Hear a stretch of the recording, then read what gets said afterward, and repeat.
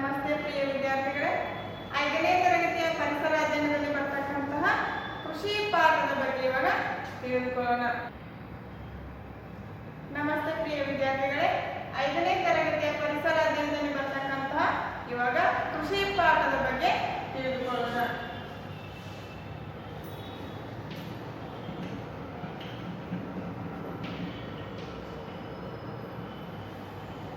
ಕೃಷಿ ಪಾಠದ ಬಗ್ಗೆ ತಿಳಿದುಕೊಳ್ಳೋಣ. ಕೃಷಿ ಅಂತ ಸಾಮಾನ್ಯವಾಗಿ ನಮಗೆ ಗೊತ್ತಿರುವ ಪದ. ಅದರಲ್ಲಿ ಕೃಷಿ ಪಾಠದಲ್ಲಿ ಅಲ್ಲಿ ರೈತರ ಬಗ್ಗೆ ಮಾಹಿತಿಯನ್ನ ಕೊಟ್ಟಿದ್ದರು. ಅಂದ್ರೆ ರೈತ ನಮ್ಮ ದೇಶದ ಬೆನ್ನೆಲುಬು ಅಂತ ನಾವು ಕರಿತೀವಿ. ರೈತರನ್ನು ನಾವೇನಂತ ಕರಿತೀವಿ? ನಮ್ಮ ದೇಶದ ಬೆನ್ನೆಲುಬು ಅಂತ ಹೇಳಿ ಕರಿತೀವಿ. ಅದೇ ರೀತಿಯಾಗಿ ಕೃಷಿ ಪಾಠದ ಮೇಲೆ ರಾಷ್ಟ್ರಕವಿ ಕುವೆಂಪು ಅವರು ಏನಂದರು? ಒಂದು ಪದ್ಯವನ್ನು ಸಹಿತ ಬರೆದಿದ್ದಾರೆ. ಅಂದ್ರೆ ಅಲ್ಲಿ ರಾಷ್ಟ್ರಕವಿ ಕುವೆಂಪು ಅವರು ಸಹಿತ ಒಂದು ಏನ್ ಮಾಡಿದ್ರು? ಪದ್ಯವನ್ನ ಬರೆದಿದ್ದಾರೆ. ಹಾಗಾದ್ರೆ ಆ ಪದ್ಯ ಅಲ್ಲಿ ನೇಗಿಲ ಹಿಡಿದ ಹೊಲದೊಳು ಹಾಡುತ್ತ ಅಂತಕ್ಕಂಥ ಪದ್ಯವನ್ನು ಬರೆದಿರ್ತಕ್ಕಂಥವ್ರು ಯಾರು?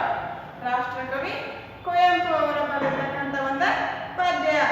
ಇಲ್ಲಿ ಈ ಹಾಡಿನಲ್ಲಿ ಬರ್ತಕ್ಕಂತಹ ಅಲ್ಲಿ ಪದಗಳನ್ನ ಕೊಟ್ಟಿದ್ದಾರೆ. ಅದರಲ್ಲಿ ಈ ಹಾಡಿನಲ್ಲಿ ಬರ್ತಕ್ಕಂಥ ಅರ್ಥಪೂರ್ಣವಾಗಿರ್ತಕ್ಕಂಥ ವಿವರಣೆಯನ್ನು ಸಹಿತ ನಾವು ತಿಳಿದುಕೊಳ್ಬಹುದು. ಇಲ್ಲಿ ಉಳುವ ಯೋಗಿ ಅನ್ನವ ದುಡಿಮೆನಕ್ಕಾಗಿ ಎಂಬ ಪದಗಳು ಯಾವುದ್ರ ಬಗ್ಗೆ ಹೇಳ್ತೀವಿ? ಆಹಾರದ ಬಗ್ಗೆ ತಿಳಿಸ್ಕೊಡ್ತವು. ಅದರಲ್ಲಿ ಉಳುವ ಯೋಗಿ ಭೂಮಿಯನ್ನ ಉಳುಮೆ ಮಾಡೋದ್ರಿಂದ ಅಲ್ಲಿ ನಮಗೆ ಏನು ಸಿಗುತ್ತೆ? ಬೆಳೆಗಳನ್ನ ಪಡೆಯೋದಕ್ಕೆ ಸಾಧ್ಯವಾಗ್ತೈತಿ. ಆ ದುಡಿದಿರ್ತಕ್ಕಂತಹ ಅಲ್ಲಿ ಪ್ರತಿಫಲವಾಗಿ ನಮಗೆ ಏನು ಸಿಗುತ್ತೆ? ಆಹಾರ ಪಡೆದುಕೊಳ್ತೀವಿ. ನಾವು ಮನೆಯಲ್ಲಿನೇ ಕುಳಿತು ಹೊಲದಲ್ಲಿ ಕೆಲಸ ಮಾಡದೆ ಹೋದ್ರೆ ಅಲ್ಲಿ ನಮ್ಗೆ ಆಹಾರ ಸಿಗೋದಕ್ಕೆ ತೊಂದರೆ ಆಗ್ತೈತಿ. ಅದರಲ್ಲಿ ಆಹಾರ ನಮ್ಗೆ ದೊರೆಯೋದಿಲ್ಲ. ಅದಕ್ಕಲ್ಲಿ ರೈತರನ್ನ ಏನ್ ಮಾಡ್ತಾರೋ? ದೇಶದ ಬೆನ್ನೆಲುಬು ಅಂತೇಳಿ ಹೇಳ್ತಾರೆ. ರೈತರ ಮುಖ್ಯ ಕಸುಬು ಯಾವ್ದಾಗಿರ್ತೈತಿ? ಕೃಷಿಯನ್ನೇ ಅವಲಂಬಿಸಿ ತಮ್ಮ ಜೀವನವನ್ನ ಸಾಗಿಸ್ತಾ ಇರ್ತಾರೆ. ಅಂದ್ರೆ ರೈತರಿಗೆ ಅಷ್ಟೇ ಪ್ರಾಮುಖ್ಯತೆಯನ್ನ ಕೊಡಬೇಕು. ರೈತರನ್ನ ನಮ್ಮ ದೇಶದ ಬೆನ್ನೆಲುಬು ಅಂತೇಳಿ ಹೇಳ್ತಾರೆ. ಇಲ್ಲಿ ರೈತರನ್ನ ಅನ್ನದಾತ ಅಂತ ಸಹಿತ ಕರೀತಾರೆ. ಇಲ್ಲಿ ರೈತ ತಾನೊಬ್ಬನೇ ದುಡಿದು ತಿನ್ನದ ಏನ್ ಮಾಡ್ತಾನೋ? 10 ಜನಕ್ಕೆ ಅನ್ನವನ್ನ ಕೊಡ್ತಾನೋ. ಅಷ್ಟೇ ಅಲ್ಲದವ ತಾವೊಬ್ಬನೇ ತಿಂದ ತನ್ನ ಕುಟುಂಬ ಮಾತ್ರ ಅಲ್ಲಿ ಅನ್ನವನ್ನ ಪಡೆದುಕೊಳ್ಬಹುದು. ಅದು ಏನ್ ಮಾಡ್ತಾನೋ? ತನ್ನ ಕುಟುಂಬದ ನಿರ್ವಹಣೆ ಜೊತೆಗೆ 10 ಜನಗಳಿಗೂ ಸಹಿತ ತಾನು ಬೆಳೆದಿರ್ತಕ್ಕಂತಹ ಬೆಳೆಗಳನ್ನ ತಾನು ದುಡಿದು ಬೆಳೆದಿರ್ತಕ್ಕಂತಹ ಬೆಳೆಗಳನ್ನ ಏನ್ ಮಾಡ್ತಾನವ? ಮಾರಾಟಕ್ಕೆ ಹೊಡಿತಾನೋ. ಅಲ್ಲಿ ತನ್ನ ಜೀವನವೂ ಸಾಗ್ತದೆ, ಅದ್ರ ಜೊತೆಗೆ 10 ಜನರ ಜೀವನವನ್ನು ಸಹಿತ ಸಾಗಿಸೋದಕ್ಕೆ ಸಾಧ್ಯವಾಗ್ತೈತಿ. ಹಾಗಾದ್ರೆ ನಮಗೆಲ್ಲ ಗೊತ್ತಿರುವ ಹಾಗೆ ಯಾರನ್ನ ನಾವು ಅನ್ನದಾತ ಅಂತ ಕರಿತೀವಿ? ರೈತರನ್ನ ನಾವು ಅನ್ನದಾತ ಅಂತ ಹೇಳಿ ಕರಿತೀವಿ. ರೈತರ ಮುಖ್ಯ ಕಸುಬು ಕೃಷಿಯಾಗಿರ್ತೈತಿ. ರೈತರ ಮುಖ್ಯ ಕಸುಬು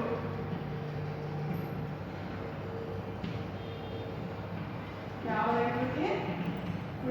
ಕೃಷಿಯನ್ನು ಅವಲಂಬಿಸಿ ಮಾಡ್ತಾನೋ ತನ್ನ ಜೀವನವನ್ನ ಸಾಗಿಸ್ತಾ ಇರ್ತಾನೋ. ಅಂದ್ರೆ ತನ್ನ ಜೀವನ ಯಾವ್ದ್ರ ಮೇಲೆ ನಡೀತಾ ಇರ್ತೈತಿ? ಕೃಷಿಯನ್ನ ಅವಲಂಬನೆ ಮಾಡಿರ್ತಾನೋ. ಅಂದ್ರೆ ತಾನು ದುಡಿದು ಅಲ್ಲಿ ಬೆಳೆಗಳನ್ನ ಸರಿಯಾದ ಪ್ರಮಾಣದಲ್ಲಿ ತೆಗೆದು ಮಳೆ ಸರಿಯಾದ ಪ್ರಮಾಣದಲ್ಲಿ ಆದ್ರಿಂದ ಏನಾಗತ್ತೆ? ಬೆಳೆಗಳು ಸರಿಯಾದ ಪ್ರಮಾಣದಲ್ಲಿ ಬರೋದಕ್ಕೆ ಸಾಧ್ಯವಾಗ್ತೈತಿ. ಕಷ್ಟನೇ ಇರಲಿ ಸುಖನೇ ಇರಲಿ ಅಲ್ಲಿ ರೈತ ಏನ್ ಮಾಡ್ತಿರ್ತಾನೋ? ತನ್ನ ಸಂಪೂರ್ಣ ಜೀವನವನ್ನ ಕೃಷಿ ಮೇಲಿನ ಅವಲಂಬನೆಯಾಗಿ ಹೊಂದಿರ್ತಾನೋ. ಅಂದ್ರೆ ರೈತ ಮಳೆಗಾಲ, ಬೇಸಿಗೆ ಕಾಲ, ಚಳಿಗಾಲ ಅನ್ನೋದೇ ಏನ್ ಮಾಡ್ತಿರ್ತಾನೋ? ದುಡಿತಾ ಇರ್ತಾನೋ. ಇಲ್ಲಿ ರಾತ್ರಿ ಹೊತ್ತಾದ್ರೂ ಸಹಿತ ಅಲ್ಲಿ ರೈತರು ಏನ್ ಮಾಡ್ತಿರ್ತಾರೋ? ರಾತ್ರಿ 2 ಗಂಟೆಗೆ ಲೈಟ್ ಬಂದ್ರೂ ಸಹಿತ ಆ ವ್ಯಕ್ತಿ ಹೋಗಿ ಅಲ್ಲಿ ತನ್ನ ಹೊಲ ಗದ್ದೆಗಳಿಗೆ ನೀರು ಹಾಯಿಸೋದನ್ನ ಮಾಡ್ತಾ ಇರ್ತಾರೆ. ಯಾಕಂದ್ರೆ ತಾನು ಬೆಳೆದಿರ್ತಕ್ಕಂಥ ಬೆಳೆಗಳು ಸರಿಯಾದ ಪ್ರಮಾಣದಲ್ಲಿ ಬೆಳೆದು ಬರಲಿ ಅಂತೇಳಿ ಆ ರೈತ ಅಷ್ಟೆಲ್ಲ ಕಷ್ಟಪಡ್ತಾ ಇರ್ತಾನೆ. ಬೇಸಿಗೆ ಅನ್ನೋದೇ, ಚಳಿಗಾಲ ಅನ್ನೋದಲ್ಲಿ, ಮಳೆಗಾಲ ಅನ್ನೋದೇ ತನ್ನ ಜೀವನವನ್ನ ಕೃಷಿಯ ಮೇಲೆ ಸಂಪೂರ್ಣವಾಗಿ ಅವಲಂಬನೆ ಮಾಡಿ ಆ ಕೆಲಸಗಳನ್ನೆಲ್ಲ ನಿರ್ವಹಣೆ ಮಾಡ್ತಿರ್ತಾನೆ. ಅಷ್ಟೇ ಅಲ್ಲದಲ್ಲಿ ರೈತರನ್ನ ನಾವು ಮತ್ತೇನಂತ ಕರಿತೀವಿ?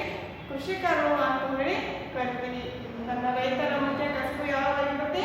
ಕೃಷಿಯಾಗಿರುತ್ತೆ. ಅದರ ಜೊತೆಗೆ ನಾವು ಮತ್ತೆ ರೈತರ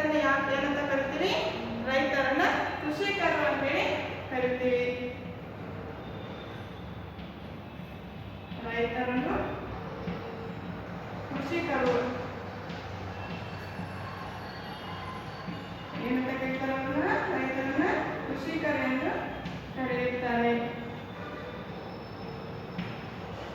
ರೈತರ ಮುಖ್ಯ ಕಸುಬು ಯಾವುದಾಗಿರ್ತೈತಿ? ಕೃಷಿ ಆಗಿರ್ತೈತಿ. ಅದರ ಜೊತೆಗೆ ರೈತರನ್ನ ನಾವು ಮತ್ತೆ ಏನಂತ ಕರಿತೀವಿ? ಕೃಷಿಕರು ಅಂತ ಹೇಳಿ ಕರಿತೀವಿ. ರೈತ ತನ್ನ ಜೀವನವನ್ನು ಸಾಗಿಸಲು ಕೃಷಿಕರು ಆಗ ತದನಂತರ ಅದಕ್ಕೆ ಸಂಬಂಧಿಸಿದ ಕೆಲಸವನ್ನೆಲ್ಲ ತಮ್ಮನ್ನ ತಾವು ತೊಡಗಿಸಿಕೊಂಡಿರ್ತಾರೆ. ಕೃಷಿಯನ್ನೇ ಏನ್ ಮಾಡ್ತಾರೋ ತಮ್ಮ ಜೀವನವನ್ನ ತೊಡಗಿಸಿಕೊಂಡಿರ್ತಾರೆ. ಅಲ್ಲಿ ಕೃಷಿಗೆ ಮತ್ತು ಅದಕ್ಕೆ ಸಂಬಂಧಿಸಿದ ಹಲವಾರು ಕೆಲಸಗಳು ಬಂಡವಾಳ ಸಹಿತ ಏನ್ ಮಾಡ್ತಾರೋ ತಮ್ಮನ್ನು ತಾವು ತೊಡಗಿಸಿಕೊಂಡ ಕೆಲಸಗಳನ್ನ ಮಾಡ್ತಾ ಇರ್ತಾರೋ. ಅಂದರೆ ಕೃಷಿಯಲ್ಲಿ ಸಹಿತ ನಾವೇನ್ ಮಾಡ್ತೀವಿ? ವಿಧಗಳನ್ನ ನೋಡ್ತೀವಿ. ಅದೇ ರೀತಿಯಾಗಿ ಪ್ರತಿಯೊಂದು ಜಿಲ್ಲೆಯಲ್ಲಿ ಸಹಿತ ಬೇರೆ ಬೇರೆ ಆಗಿರ್ತಕ್ಕಂಥ ಬೆಳೆಗಳನ್ನ ಬೆಳೀತಾರೆ. ನಮ್ಮ ಕರ್ನಾಟಕ ಜಿಲ್ಲೆಗಳಲ್ಲಿ ಎಷ್ಟು ಜಿಲ್ಲೆಗಳನ್ನ ನೋಡ್ತೀವಿ ನಾವು? ಕರ್ನಾಟಕದ ಜಿಲ್ಲೆಗಳು ಎಷ್ಟು ಅಂತ ಹೇಳಿದ್ರೆ ಮುಖ್ಯವಾಗಿ 30 ಜಿಲ್ಲೆಗಳನ್ನ ನೋಡ್ತೀವಿ. ಅಲ್ಲಿ ಪ್ರತಿಯೊಂದು ಜಿಲ್ಲೆಯಲ್ಲೂ ಸಹಿತ ಆ ಜಿಲ್ಲೆಯಲ್ಲಿ ಅವರದೇ ಆಗಿರ್ತಕ್ಕಂಥ ಬೆಳೆಗಳನ್ನ ಬೆಳೀತಾರೆ. ಎಲ್ಲಾ ಜಿಲ್ಲೆಗಳಲ್ಲೂ 30 ಜಿಲ್ಲೆಗಳಲ್ಲೂ ಒಂದೇ ಬೆಳೆ ಬೆಳೆಯೋದಕ್ಕೆ ಸಾಧ್ಯವಾಗಂಗಿಲ್ಲ. ಆಯಾ ವಾಯುಗುಣಕ್ಕೆ ಅಥವಾ ಆಯಾ ಹವಾಮಾನಕ್ಕೆ ಅನುಗುಣವಾಗಿ ಅಲ್ಲಿ ಏನು ಮಾಡ್ತಾರೆ? ಬೆಳೆಗಳನ್ನ ಬೆಳೀತಾರೆ. ಅಂದ್ರೆ ಪ್ರತಿಯೊಂದು ಜಿಲ್ಲೆಗಳಲ್ಲಿ ಸಹಿತ ಬೇರೆ ಬೇರೆ ಆಗಿರ್ತಕ್ಕಂತಹ ಬೆಳೆಗಳನ್ನ ಬೆಳೀತಾರೆ. ಹಾಗಾದ್ರೆ ಕರ್ನಾಟಕ ಜಿಲ್ಲೆಯಲ್ಲಿ ಬರ್ತಕ್ಕಂಥ ಪ್ರಮುಖ ಜಿಲ್ಲೆಗಳ ಸಂಖ್ಯೆ ಎಷ್ಟು? 30 ಅಂತ ಹೇಳಿ ನಾವು ನೋಡ್ತೀವಿ. ಆ 30 ಜಿಲ್ಲೆಯಲ್ಲಿ ಬೆಳೀತಕ್ಕಂಥ ಬೆಳೆಗಳು ಯಾವುವು? ಅಂದ್ರೆ ಬೇರೆ ಬೇರೆ ರೀತಿಯಲ್ಲಿ ಏನ್ ಮಾಡ್ತಾರೋ ಆ ಬೆಳೆಗಳನ್ನ ಬೆಳೀತಾ ಇರ್ತಾರೋ.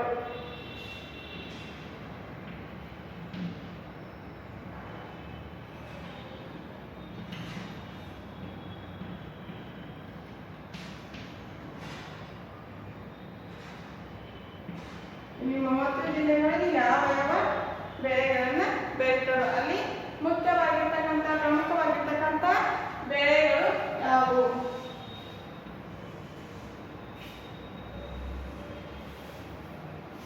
ಮೊದಲನೇದಾಗಿ ಬರ್ತಕ್ಕಂತಹ ಜಿಲ್ಲೆ ಯಾವ್ದ? ಬೀದರ್ ಜಿಲ್ಲೆ.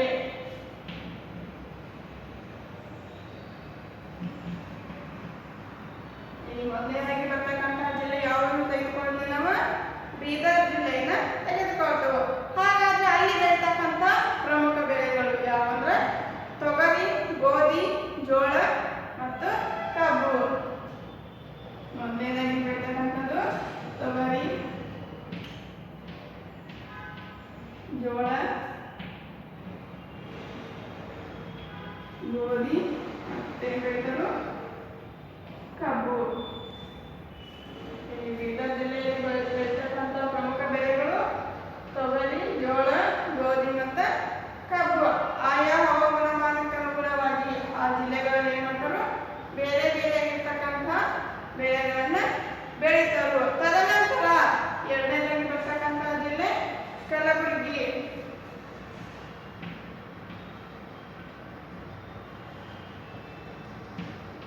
ಎರಡನೇದಾಗಿ ಬರ್ತಕ್ಕಂಥ ಜಿಲ್ಲೆ ಯಾವ್ದು? ಕಲಬುರಗಿ. ಇಲ್ಲಿ ಬೆಳೀತಕ್ಕಂಥ ಬೆಳೆಗಳು ಅಲ್ಲಿ ಏನ್ ಬೆಳೀತಾರೋ ತೊಗರಿ, ಗೋಧಿ, ಜೋಳ, ಸಜ್ಜೆ, ಕಡಲೆ ಮತ್ತು ಹತ್ತಿ ಅಂತಕ್ಕಂಥ ಬೆಳೆಗಳನ್ನ ಈ ಕಲಬುರಗಿ ಜಿಲ್ಲೆಯೊಳಗಡೆ ಬೆಳೀತಾರೋ. ಮೊದಲನೇದಾಗಿ ತೊಗರಿ, ಜೋಳ, ಗೋಧಿ, ಸಜ್ಜೆ ಮತ್ತು ಹತ್ತಿ.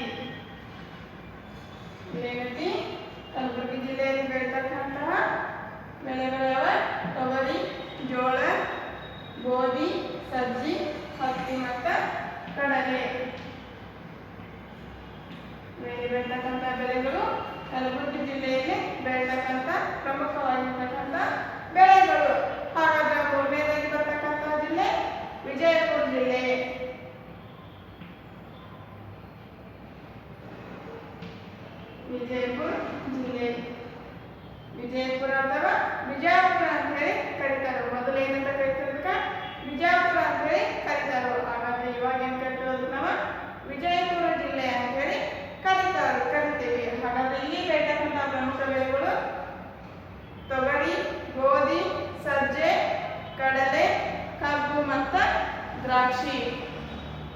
ಮೊದಲನೇದಾಗಿ ತೊಗರಿ, ಜೋಳ.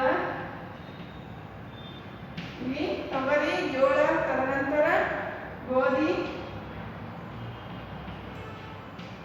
ಸಜ್ಜೆ, ದ್ರಾಕ್ಷಿ. ಇಲ್ಲಿ ಅತಿ ಹೆಚ್ಚಾಗಿ ಏನ್ ಬೆಳಿತಾರಂದ್ರೆ ದ್ರಾಕ್ಷಿಯನ್ನ ಹೊಂದಿರ್ತಾರೆ. ಅಂದ್ರೆ ದ್ರಾಕ್ಷಿ ಬೆಳೆಗಳನ್ನ ತೆಗಿತಾ ಇರ್ತಾರೆ. ಅದರ ಜೊತೆಗೆ ಕಡಲೆ ಮತ್ತು ಕಬ್ಬು.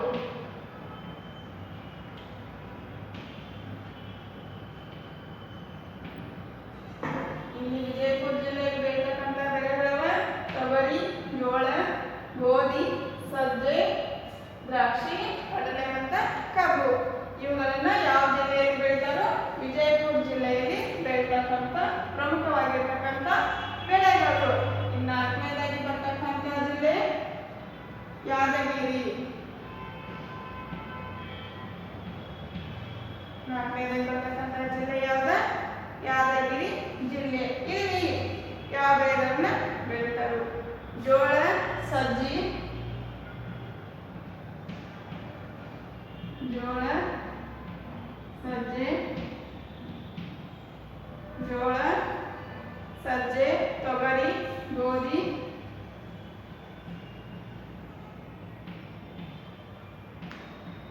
ಇಲ್ಲಿ ಯಾದಗಿರಿ ಜಿಲ್ಲೆಯಲ್ಲಿ ಬೆಳೀತಕ್ಕಂಥ ಪ್ರಮುಖವಾಗಿರ್ತಕ್ಕಂಥ ಬೆಳೆಗಳು ಜೋಳ, ಸಜ್ಜೆ, ತೊಗರಿ, ಆಮೇಲೆ ಗೋಧಿ, ಭತ್ತ ಮತ್ತು ಕಬ್ಬು.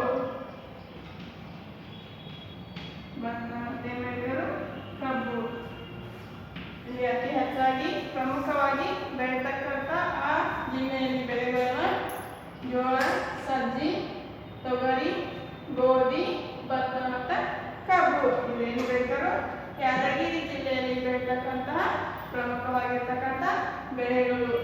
ಇನ್ನು ಐದನೇದಾಗಿ ಬರ್ತಕ್ಕಂತಹ ಜಿಲ್ಲೆ ಬೆಳಗಾವಿ ಜಿಲ್ಲೆ. ನಮ್ಮ ಜಿಲ್ಲೆ ಯಾವ್ದ? ನಮ್ಮ ಜಿಲ್ಲೆ ಯಾವ್ದು ಹೇಳ್ರಿ? ಬೆಳಗಾವಿ ಅಂತ. ಹಾಗಾದ್ರೆ ನಮ್ಮ ಜಿಲ್ಲೆಯಲ್ಲಿ ಬೆಳೀತಕ್ಕಂತಹ ಪ್ರಮುಖ ಬೆಳೆಗಳು ಯಾವುವು? ಇಲ್ಲಿ ನಮ್ಮ ಜಿಲ್ಲೆಯಲ್ಲಿ ಸಹಿತ ಏನಾದರೂ ಬೇರೆ ಬೇರೆ ಇರತಕ್ಕಂತಹ ಆಹಾರ ಪದಾರ್ಥಗಳನ್ನ ಅಥವಾ ಆ ಬೆಳೆಗಳನ್ನ ಬೆಳೀತಾ ಇರ್ತಾರೆ. ಹಾಗಾದ್ರೆ ಬೆಳಗಾವಿ ಜಿಲ್ಲೆಯಲ್ಲಿ ಬೆಳೀತಕ್ಕಂತಹ ಪ್ರಮುಖ ಬೆಳೆಗಳು ಕಬ್ಬು, ಜೋಳ, ಕಬ್ಬು, ಜೋಳ, ಗೋಧಿ, ಕಡಲೆ, ಶೇಂಗಾ. ಇವಿ ಬೆಳಗಾವಿ ಜಿಲ್ಲೆಯಲ್ಲಿ ಬೆಳೀತಕ್ಕಂಥ ಪ್ರಮುಖ ಬೆಳೆಗಳು ಕಬ್ಬು, ಜೋಳ, ಗೋಧಿ, ಕಡಲೆ, ಶೇಂಗಾ, ಹತ್ತಿ. ಕೊನೆಯದಾಗಿ ಬರ್ತಕ್ಕಂಥದ್ದು ತಂಬಾಕು. ನಮ್ಮ ಜಿಲ್ಲೆಯಲ್ಲಿ ಬೆಳೀತಕ್ಕಂತಹ ಪ್ರಮುಖ ಬೆಳೆಗಳು ಕಬ್ಬು, ಜೋಳ, ಗೋಧಿ, ಕಡಲೆ, ಶೇಂಗಾ, ಹತ್ತಿ ಮತ್ತು ತಂಬಾಕು. ಇಲ್ಲಿ ಬೆಳಗಾವಿ ಜಿಲ್ಲೆಯಲ್ಲಿ ಬೆಳೀತಕ್ಕಂತಹ ಪ್ರಮುಖವಾಗಿರ್ತಕ್ಕಂತಹ ಬೆಳೆಗಳು. ನಮ್ಮ ಜಿಲ್ಲೆಯಲ್ಲಿ ಬೆಳೀತಕ್ಕಂಥ ಬೆಳೆಗಳನ್ನ ನೋಡಿದ್ವಿ. ಇನ್ನು ತದನಂತರ ಆರನೇದಾಗಿ ಬರ್ತಕ್ಕಂಥ ಜಿಲ್ಲೆ ಬಾಗಲಕೋಟೆ.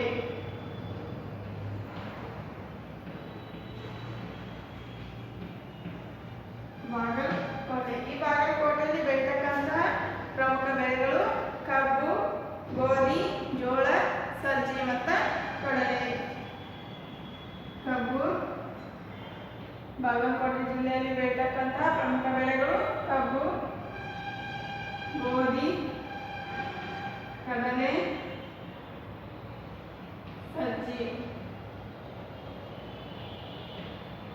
ಇಲ್ಲಿ ಪ್ರಮುಖವಾಗಿರ್ತಕ್ಕಂತಹ ಬೆಳೆಗಳವ ಕಬ್ಬು, ಆಮೇಲೆ ಗೋಧಿ, ಕಡಲೆ, ಸಜ್ಜೆ ಮತ್ತು ಜೋಳ.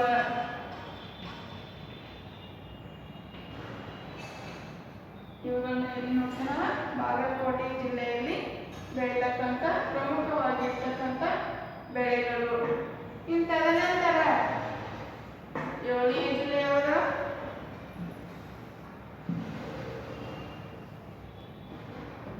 ಇಲ್ಲಿ ನಾವು 6 ಜಿಲ್ಲೆಗಳ ಬಗ್ಗೆ ಯಾವ್ಯಾವ ಬೆಳೆಗಳನ್ನು ಬೆಳೀತಾರೋ ಆಯಾ ಜಿಲ್ಲೆಗಳಲ್ಲಿ ಅನ್ನೋದ್ರ ಬಗ್ಗೆ ತಿಳಿದುಕೊಂಡು, ಹಾಗಾದ್ರೆ ಮುಂದಿನದಾಗಿ ಬರ್ತಕ್ಕಂಥ 7ನೇ ಜಿಲ್ಲೆ ರಾಯಚೂರು.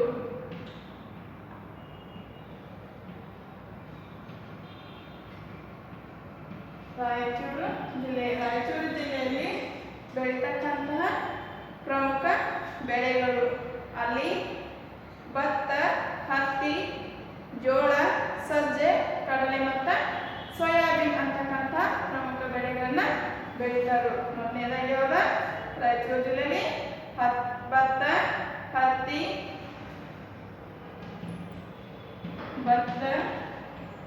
ಹತ್ತಿ, ಜೋಳ. ಇಲ್ಲಿ ರಾಯಚೂರು ಜಿಲ್ಲೆಯಲ್ಲಿ ಬೆಳೀತಕ್ಕಂಥ ಪ್ರಮುಖ ಬೆಳೆಗಳು ಭತ್ತ, ಹತ್ತಿ, ಜೋಳ, ಸಜ್ಜೆ, ಕಡಲೆ, ಕೊನೆಯದಾಗಿರ್ತಕ್ಕಂಥದ್ದು ಸೋಯಾಬೀನ್.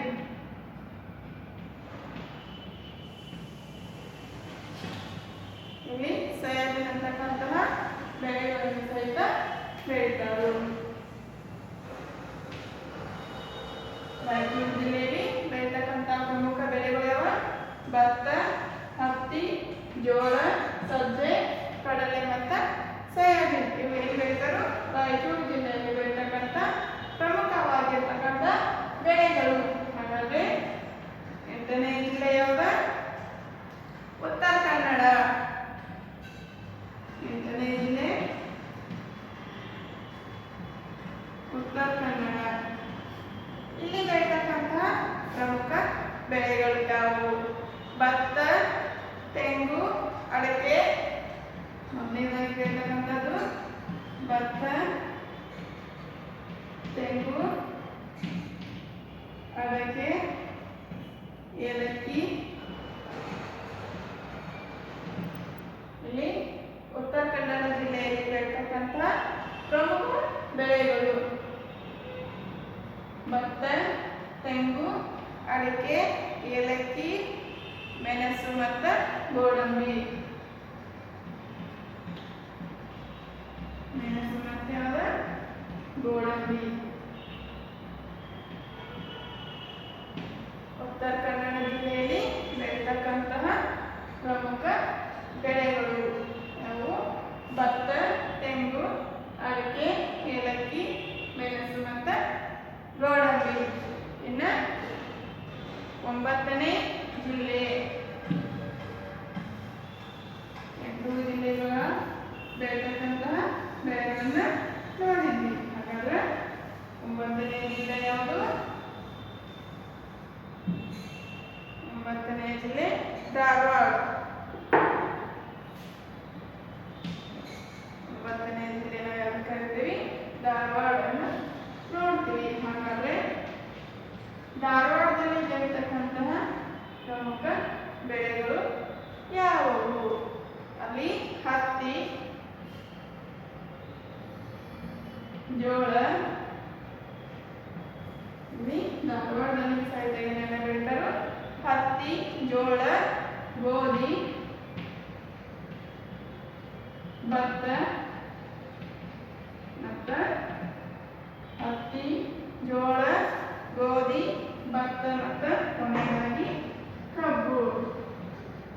ಇಲ್ಲಿ ಧಾರವಾಡ ಜಿಲ್ಲೆಯಲ್ಲಿ ಬೆಳೀತಕ್ಕಂತಹ ಪ್ರಮುಖ ಬೆಳೆಗಳು ಹತ್ತಿ, ಜೋಳ, ಗೋಧಿ, ಭತ್ತ ಮತ್ತು ಕಬ್ಬು. ಇನ್ನು 10ನೇ ಜಿಲ್ಲೆ ಯಾವುದನ್ನು ತೆಗೆದುಕೊಳ್ತೀವಿ ನಾವು? ಧಾರವಾಡ ಜಿಲ್ಲೆ ಆದ 10ನೇ ಜಿಲ್ಲೆ ಗದಗ. ಇದು ಕೂಡ ಒಂದು ಜಿಲ್ಲೆ. ಅಲ್ಲಿ ನಾವು ಯಾವ ಬೆಳೆಗಳನ್ನು ನೋಡ್ತೀವಿ? ಜೋಳ, ಗೋಧಿ. ಇಲ್ಲಿ ಗದಗದಲ್ಲಿ ಯಾವ ಬೆಳೆಗಳನ್ನು ನೋಡ್ತೀವಿ ನಾವು? ಜೋಳ, ಗೋಧಿ, ಶೇಂಗಾ, ಹತ್ತಿ ಮತ್ತು ಕಬ್ಬು. ಇಲ್ಲಿ ಗದಗ ಜಿಲ್ಲೆಯಲ್ಲಿ ಬೆಳೀತಕ್ಕಂಥ ಪ್ರಮುಖ ಬೆಳೆಗಳು ಶೇಂಗಾ, ಹತ್ತಿ ಮತ್ತು ಕಬ್ಬು ಇವ ಗದಗ ಜಿಲ್ಲೆಯಲ್ಲಿ ಬೆಳೆತಕ್ಕಂತಹ ಪ್ರಮುಖವಾಗಿರ್ತಕ್ಕಂಥ ಬೆಳೆಗಳು.